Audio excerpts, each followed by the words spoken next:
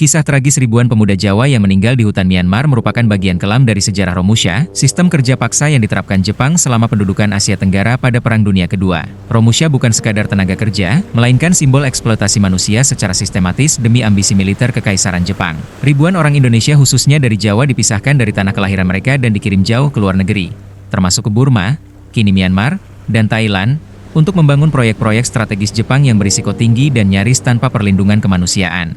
Pada tahun 1943, dalam situasi perang yang semakin terdesak, Komando Tinggi Militer Jepang memutuskan untuk membangun jalur kereta api sepanjang sekitar 420 km yang menghubungkan Thailand dan Burma. Jalur ini dirancang untuk memperlancar suplai logistik dan pergerakan pasukan Jepang dalam menghadapi sekutu di medan perang Burma.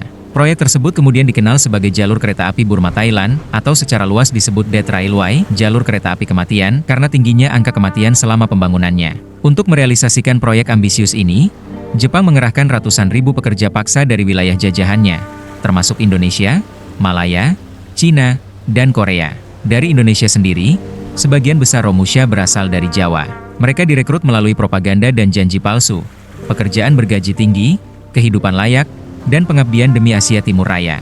Namun sesampainya di lokasi, harapan itu berubah menjadi mimpi buruk. Para pemuda tersebut dipaksa bekerja di tengah hutan lebat, pegunungan, dan rawa-rawa, tanpa persiapan fisik maupun logistik yang memadai.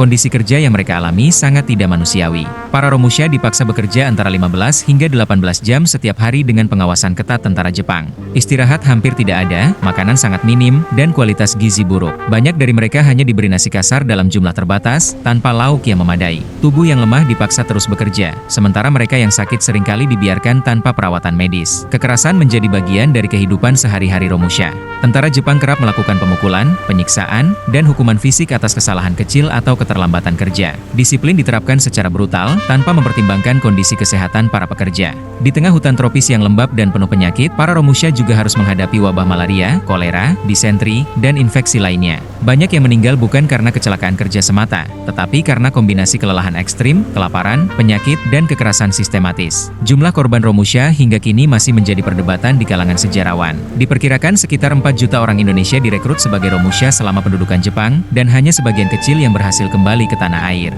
Di antara mereka yang dikirim ke luar negeri, puluhan ribu diyakini meninggal dunia, terutama dalam proyek jalur kereta api kematian di perbatasan Thailand dan Myanmar. Banyak dari mereka dikuburkan secara massal tanpa identitas, meninggalkan luka sejarah yang nyaris tak tercatat dalam narasi resmi pasca kemerdekaan. Tragedi Romusha ini mencerminkan bagaimana nyawa manusia dijadikan alat sekali pakai dalam mesin perang modern. Setelah Jepang kalah perang, kisah para Romusha tidak mendapat perhatian yang sebanding dengan penderitaan mereka. Tidak sedikit keluarga di Jawa yang kehilangan anak, suami, atau saudara tanpa pernah mengetahui nasib akhirnya. Hingga kini, sisa-sisa kuburan massal di sepanjang jalur kereta api Burma-Thailand menjadi saksi bisu dari kejahatan kemanusiaan yang pernah terjadi. Sejarah Romusha bukan hanya cerita tentang masa lalu, melainkan pengingat tentang harga mahal yang harus dibayar oleh rakyat jajahan dalam konflik global yang bukan pilihan mereka. Ia menuntut pengakuan, ingatan kolektif, dan keadilan sejarah agar penderitaan ribuan pemuda Jawa yang meninggal di hutan Myanmar tidak tenggelam sebagai angka statistik semata, tetapi diingat sebagai tragedi kemanusiaan yang nyata dan menyayat. Bagi masyarakat Jawa, Romusha adalah sejarah kelam yang identik dengan penderitaan, eksploitasi, dan kerja paksa di bawah pemerintahan pendudukan Jepang pada tahun 1942 sampai 1945.